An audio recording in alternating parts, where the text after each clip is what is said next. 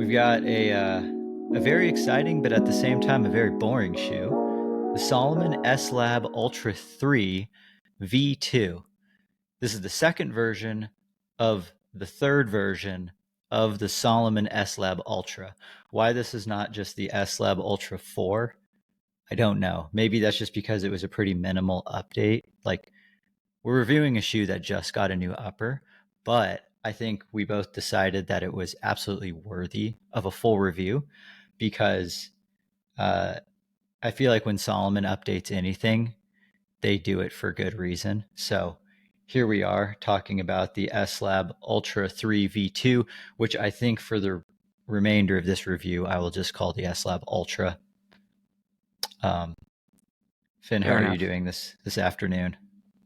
Good. Yeah, we were just offline discussing my hesitancy to move from a size 12 to a size 12 and a half, but otherwise things are great in my world. I really did enjoy testing out this shoe, and I'm very excited to talk about it today.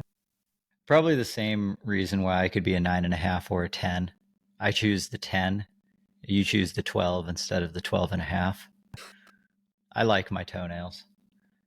Um, Before we get going, these shoes were provided to us by Solomon and Running Warehouse, but we're under no financial obligation to say whether we like a product or not because we want to keep these reviews authentic and beneficial for you. Nobody will get to preview or watch this footage before it gets published to YouTube. A few stats on the S Lab Ultra, $180 for the shoe. Okay, actually, even just slight side tangent. $180 on Running Warehouse and just about everywhere else I found this shoe for sale. $190 on the Salomon website.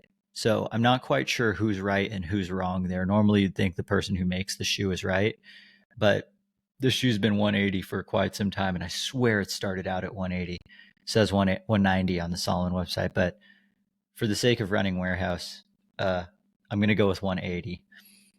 The weight of these shoes, okay, side tangent number two, I kind of blew it with the weight of these shoes. I just went for a run, so they're like still pretty damp and kind of sweaty.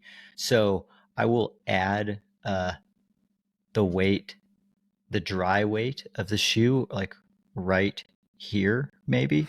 Um, Immediately, though, after a run, my size 10 weighed 10.5 ounces.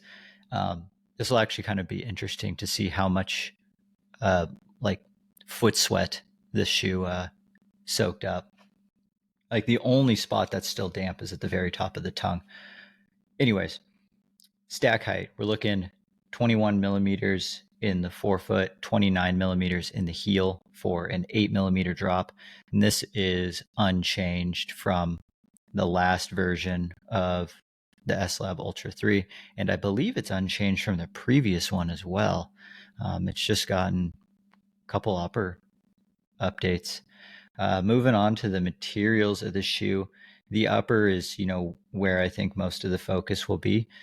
The S Lab Ultra finally gets the Matrix makeover, which I think if there's any upper material that could have outclassed the previous S Lab Ultra, it's, I guess the current version of Matrix.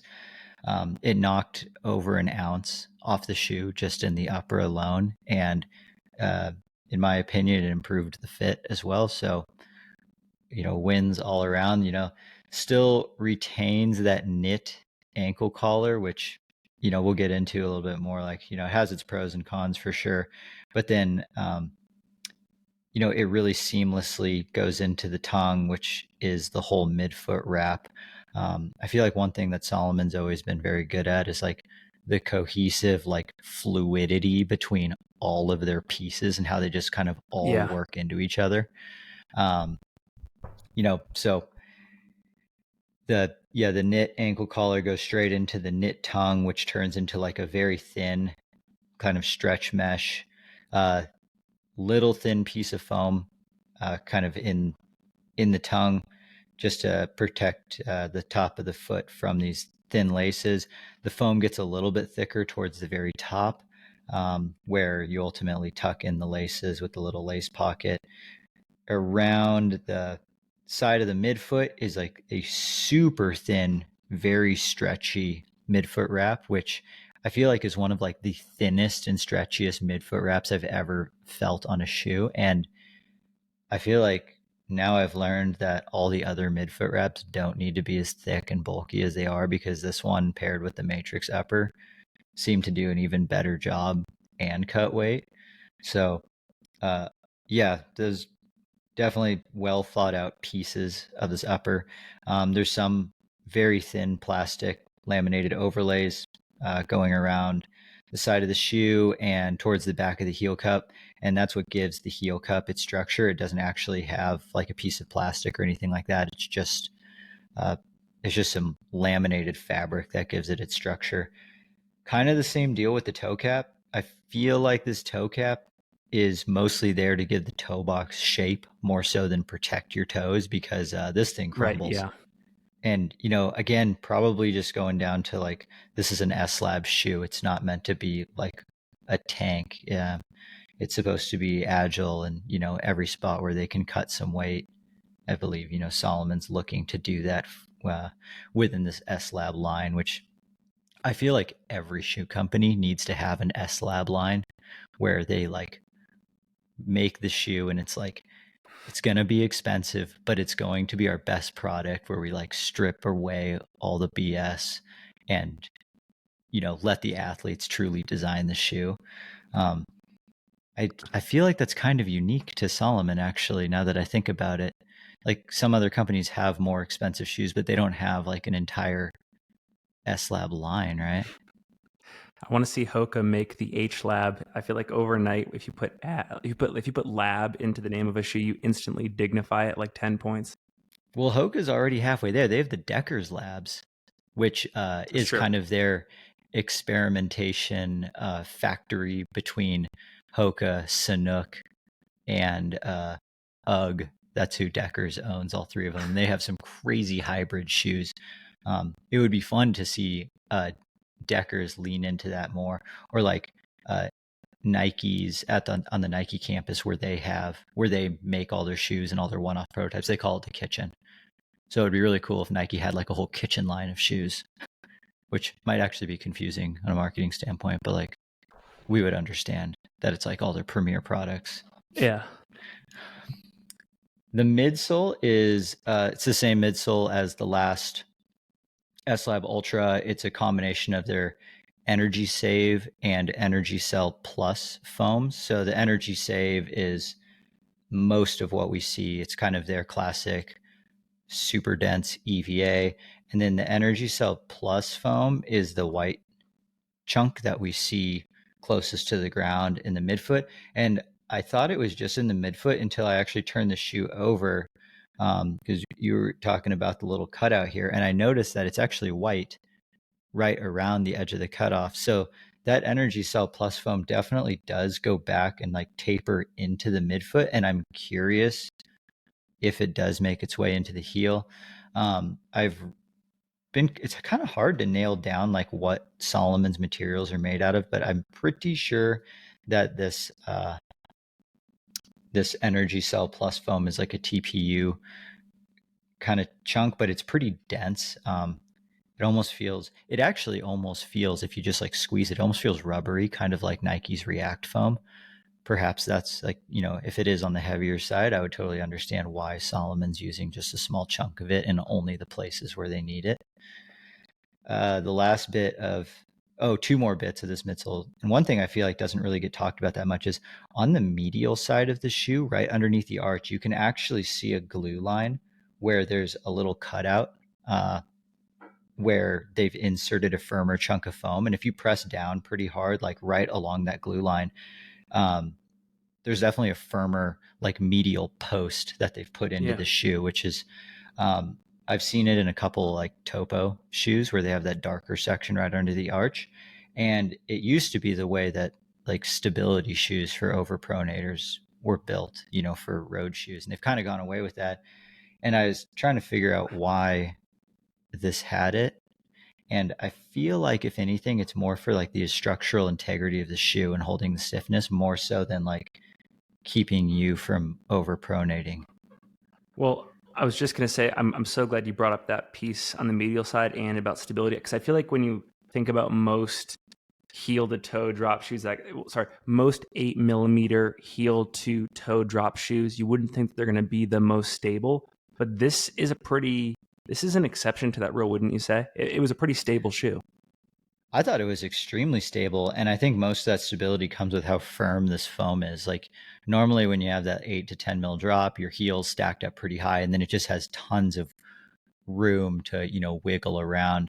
But I think just because of how dense this shoe was, you're just like not getting much movement. And then especially when they have that that's the little midfoot shank here, adding some stiffness, and then the last piece of the midsole, the profile film, which adds the rock protection in the forefoot. In my opinion, the correct type of rock protection. It also adds a bit of stiffness through the back half of the arch and the heel, and like I think those are definitely all elements that add to like the ultra ness of the shoe, of stable, be able to like still work in the shoe when your foot gets tired.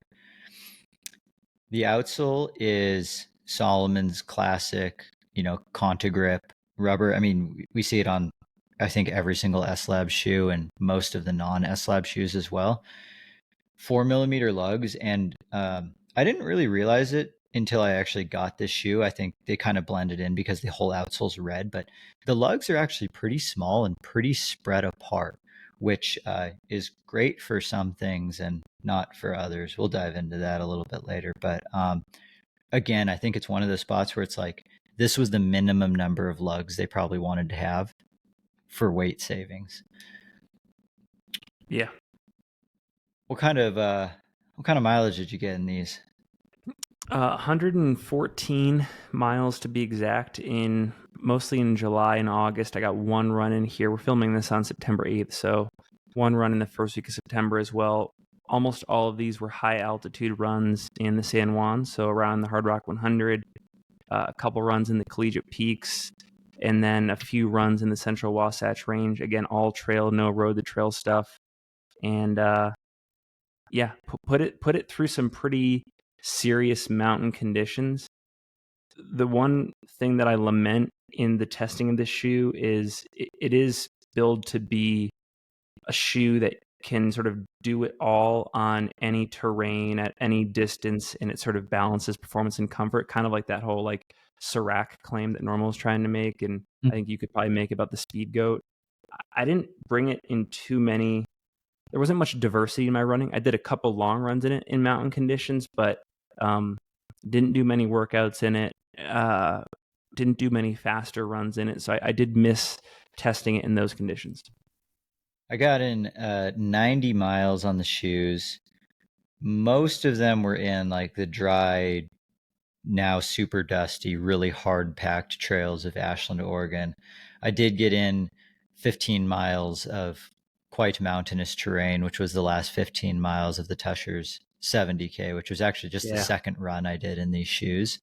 But I'm glad that I got to get in 15 miles out there and actually test them on some rocks and some, more technical bits. But then I filled in a lot of the gaps. Like I did some faster running, I did some road sections, I did some dirt roads, some really hard pack running, because that's what most of Ashland was. So I feel like between the two of us, we kind of covered the whole, at least like summertime gamut of trails, not really testing it out in any snow or anything. But I mean, our frequent single track colleague, Leah Yingling, she did wear these for the first 50K of Western States this year because she feels really good about how this shoe works in the snow and just kind of the footing under it. So if she trusted it at Western States in the first 50K, I mean, I imagine that this shoe probably works just fine in that, packed snow or springtime slush. I guess diving into like the fit of the shoe, how did you feel about like the length and the width, kind of the dimensions there?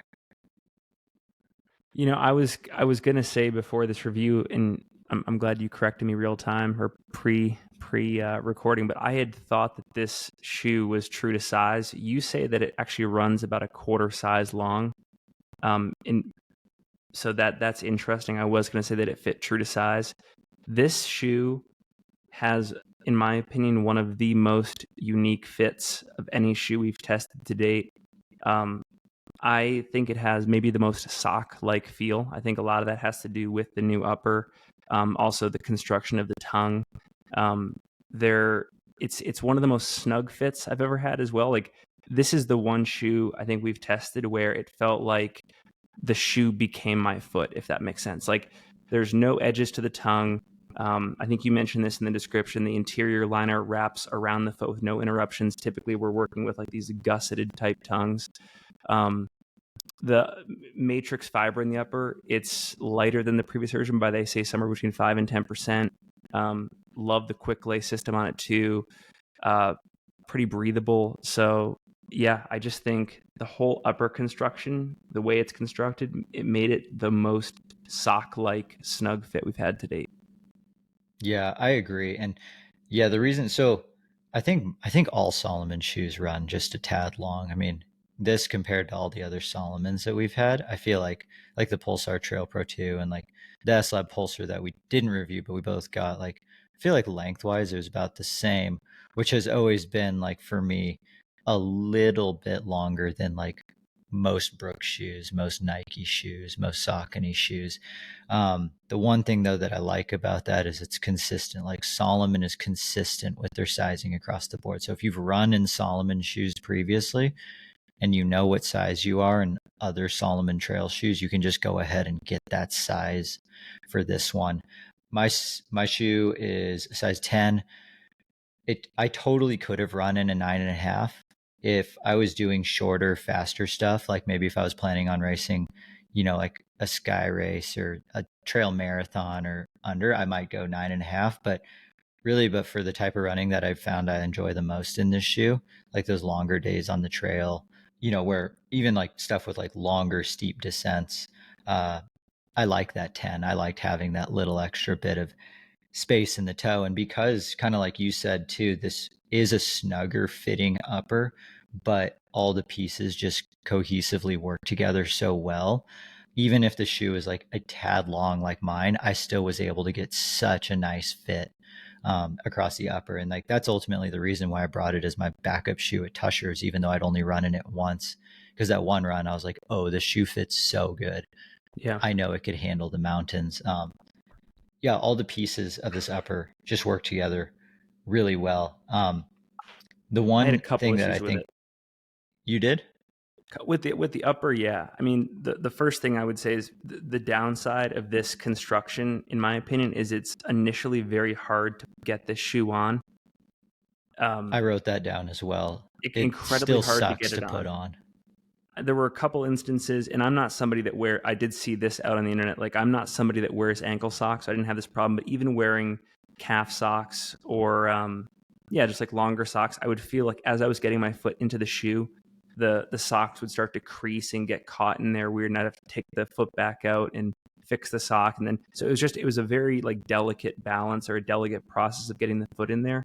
I also don't think that the lace garage in these quick laces is a very intuitive sight, and there were, just out of laziness, a couple runs where I was instead just tucking the quick laces into the front end of the shoe, the very front laces.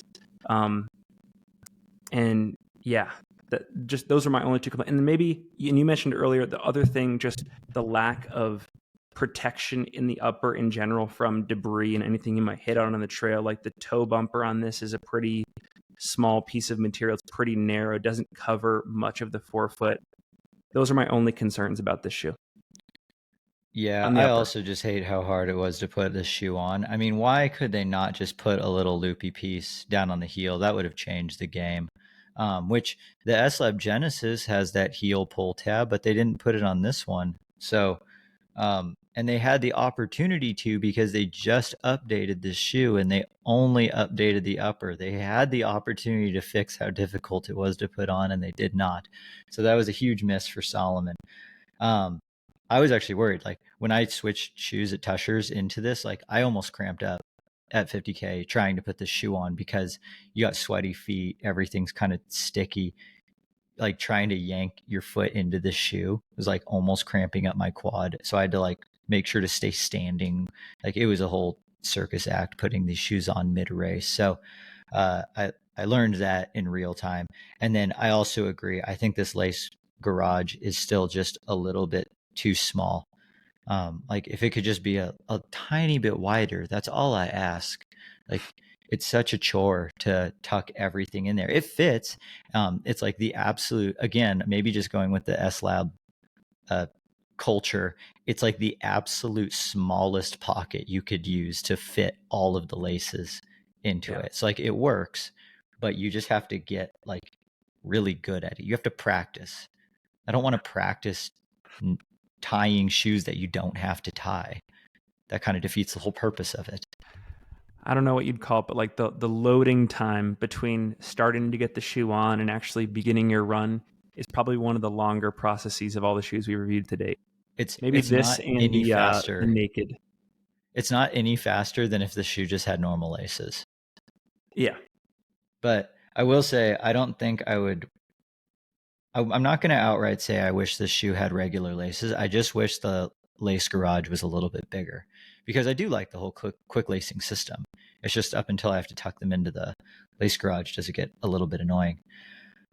What did you think about the underfoot feel and how it actually worked out there on the run? What did you think of the midsole, outsole, all that good stuff? Yeah, I talked about the stability earlier. I would almost equate, because it's funny, I was at the exact same time that I was testing this shoe, I was also wearing one of the 12 pairs of Ultra Duos that I bought back at the end of 2020 to just keep in my closet forever, because that's one of the greatest shoes of all time. I was just wearing that in my day-to-day, like walking out to the grocery store and stuff. And this shoe had indistinguishable levels of stability to a zero drop shoe, which I think is one of the facets or one of the pros of a zero drop shoe is stability. So the stability was great. I think that, I guess they call this, is it a high rebound midsole foam? Is that the way they describe it? Yeah, and I Did I don't get that know. I right in feel their like description? it just feels like it's high rebound because it's pretty firm. Like Yeah. that's also why it's stable is because it's pretty firm. It just doesn't give that much. Yeah. So there was all that. I thought that I got pretty good foot protection from this foam. Like most of the running, I'd say 95% of the miles that I did, it was pretty technical terrain underfoot, a lot of loose scree, sharp objects, just generally had to like pay attention underfoot. And I felt like it ended up being one of the more protective shoes that we've worn or that we've tested to date. So that felt great. Yeah, for sure. I mean, And then, dense yeah, midsole I would, foam, a dense midsole yep. foam plus the Pro Feel film plus this full length like outsole rubber, that's gonna. Like, I agree. Like you put all those pieces together, and you're gonna have such nice rock protection. Um, where I Is it think fair to say Salomon, moderate cushioning? Would you say moderate cushioning in like the yeah, on the I would spectrum? definitely put this in the moderate cushion. Like a couple years ago, this was a higher cushion shoe because like when Salomon came out with this, like this a shoe this thick in their S Lab line made no sense, and now it's like it's still their ultra shoe and it hasn't changed its DNA at all. But this is now like a moderate to lower cushion, like quote unquote ultra shoe, and that's just interesting to see how much the like the running shoe world has changed in just a few years. But one thing that I thought was interesting was when you combine all of the protective elements of the shoe, the midsole foam, the Pro Feel film, the full length outsole, I felt like I didn't really lose much like proprioception with the ground. Like it didn't feel like I'm going to throw the Brooks Cascadia out there. The Brooks Cascadia is the same way. It's got a beefy outsole, a pretty dense midsole, and a full rock plate. Yep. But I don't feel nimble or agile or fast at all in that shoe. Whereas, like, I still feel quick in this shoe. Like, I feel like my feet can move and like I can dance around rocks and stuff in this shoe. And And it's I a can still difference in the very much midsole. like feel the ground, but I don't get beat up. And I think that's like one of the magical things about the Pro Feel film of Salomon is like they got that part just right. Hmm. So you on like technical terrain, like rocky stuff, like you felt pretty confident in this shoe. I felt confident, and I mean, there's certainly many shoes out there where you're sort of uh, every single step is delicate, or it's a balancing act, and you're concerned. I felt like I could just truck through like scree fields and be okay. It was amazing. Hmm. I Yeah, felt like I was the I think. plow during like an 8-foot snowdrift, just like motoring. Yeah, I think that's definitely where this shoe shines the most because like I found that on like pretty buffed out single track in Ashland, like this shoe was fine, but for me it was still like a little bit too hard, and I was just kind of underutilizing the shoe. Like the few technical trails in Ashland that I took this on, I was like, oh, this shoe makes more sense now. But for just like casual jogging, I was like, I want a little bit softer shoe than this because I don't really like, yeah, I just don't love just running in like super firm foam like this. Yeah. Um, which I guess kind of brings up to the next question. Oh, that was actually one thing I had. How do you, I have mixed feelings on the durability of this shoe. So I'm not, and I did see, again, just doing research about this shoe, I did see some stuff on some forums that said that there are some durability questions with the outsole. I'm looking at my outsole right now. I don't see much reduction in lug depth. I don't see much damage to the sidewalls. Like where would you expect to see durability issues here, especially on the outsole? All Like, I'm of not seeing my any. durability question marks for this shoe were all in the outsole. Like the midsole, the upper is going to last forever. Like I have like zero signs of wear. The midsole foam, I'm seeing a little bit of creasing, but like after 90 miles, I like now finally feel like it's just starting to hit its sweet spot. Um, so I imagine this midsole foam is also going to last a really long time, also because of this. Oh, you know what? It's not TPU. It's polyurethane. That's what the white section is. That was the word I couldn't remember. It's polyurethane foam. Maybe every time I say TPU earlier on, I'll just flash the word polyurethane on the screen. Anyways, polyurethane. It is, that's why it's dense and heavy, because it's polyurethane. But it also lasts forever. Like it hardly ever breaks down. So then that just leaves the outsole, which is a pretty soft rubber compound with small lugs that are pretty spread apart. And like running on hard, like very kind of almost sandy surfaces, like I can see these lugs are starting to wear down and like almost shred, in the sense that like the edges of it are starting to get rounded off, and like where I scuff my heel a little bit on my left foot, like the lugs are definitely starting to get shaved down a bit. So like from a durability standpoint, I bet these lugs in like the high wear areas for me are pretty much gone around 300 miles. But I bet like the midsole foam would go to 500. It seems to me like if they're going to make an update in the next version of the shoe, the most obvious update would be to the outsole. Would you agree? I agree about that from a durability standpoint, but the only way that you fix this problem is to add weight. And like, I don't think this shoe is just meant to be a super durable trainer. Mm. I think this shoe is meant to, I mean, really what the shoe got designed for was to make it around Mont Blanc in like one push. So Yeah. like, I know for sure this upper could last, a quality 100-mile race around Mont Blanc. Was anybody wearing this at UTMB this year? Did you notice? Dude, it's been, so that's one of my questions, that my question for the audience, well, I'll ask it in just a bit, is like, I've seen this shoe significantly less this year because we've seen a lot more S-Lab Genesis. But I was gonna say this shoe is designed around Mont Blanc because like this was like Francois Dehaene's signature shoe for a while. Like he helped with the development of this because he preferred a more cushioned shoe. He wore an early prototype of it in 2017 when he won UTMB, and then he had been kind of wearing variants or like prototypes of this shoe for his other UTMB wins. Courtney Mhm. Dauwalter wore this model, just with the older uppers, in 2019 and 2021. But this was the first year actually where she has since switched to the S-Lab Genesis. But I mean, that's proof right there that this shoe can definitely be raced in for 100 miles. Would you race in this shoe? Would you trust it at a big at an event? 100%. This is one of the, and also this is, by the way, one of the 4 shoes that we've reviewed to date that I am keeping in my locker to return to whenever there's some free mileage to be had. I would totally race in this shoe next year. with the caveat that if we do ever get a chance, if the head honchos at Salomon are watching, if we do ever get the chance to test out the Genesis, that might change. But in the event that we do not have access to the Genesis, this is my go-to shoe from Salomon. And honestly, it would have the upper hand over a lot of other brands out there. Like I really, really, I do buy into the fact that this is not only their Swiss Army knife, but it's a top 2 or 3 Swiss Army knife in the biz right now. Would you do a race as long as UTMB or Hard Rock in this shoe? Yes. I don't think I trust my feet in this shoe for something quite that long. I would totally race CCC in this shoe. I think for the full UTMB, I want a little bit more cushion underfoot, like a little bit softer foam. But I think I would do like any mountainous race in that like 5 to 12-ish hour range. I wore it for the last 15 miles of the Tusher's 70K.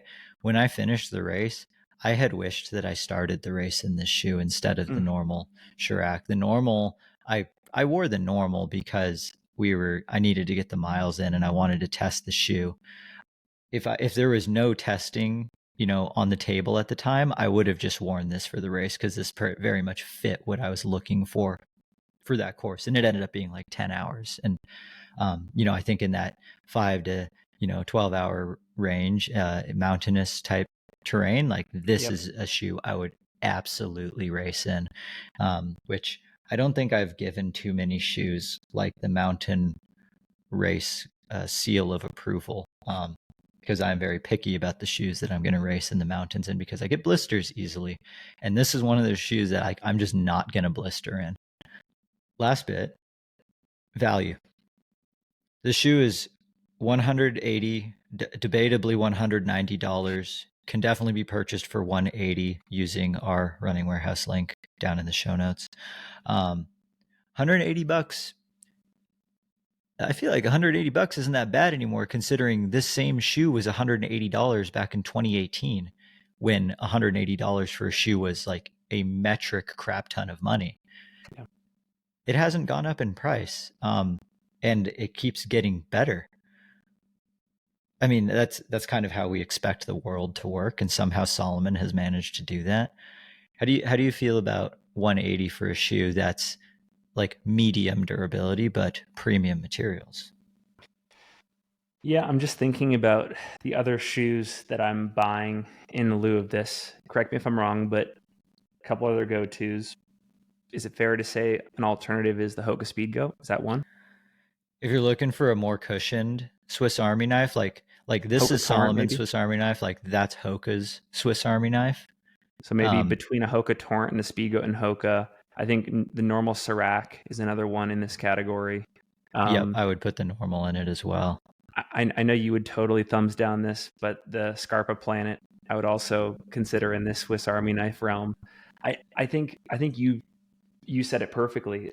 It's a comparably lower priced shoe in today's age at 180 with updates and premium materials. I think it's a great buy, and I feel comfortable telling audience members who are looking for a Swiss Army knife that have enjoyed Salomon in the past to go check this out. I would recommend it at that price point. Yeah, I think so too. And like, I think just be aware that like you're gonna wear this shoe until the lugs are gone, and that's okay. Most other shoes, the midsole foam doesn't make it that far, but I think this one will. And yeah, for $180, a shoe that I trust, to be running up in the mountains, or like a race as like prestigious as CCC or UTMB. Shoot, even I would race OCC in this shoe. Like I feel quick enough and like it protects my foot enough. I would wear this for OCC. $180, small price to pay for, a shoe that you don't have to think about once you put it on. Yep. My question for the audience, circling back to that, was pretty much every dislike I had for the shoe being like a little bit hard to put on. I would have loved for it to be a little bit softer, maybe a little bit more rugged of an outsole. All of those fixes exist in the Salomon S-Lab Genesis. So my question is, does Salomon even need both shoes in their lineup? Like, does this shoe even need to exist now that the Genesis does. Is there anyone who has both? Are you picking the Ultra 3 V2 over the Genesis? Why? And for those who pick the Genesis over this Ultra 3 V2, why? I would like to know, because we have yet to bring the Genesis into the conversational pace studio here.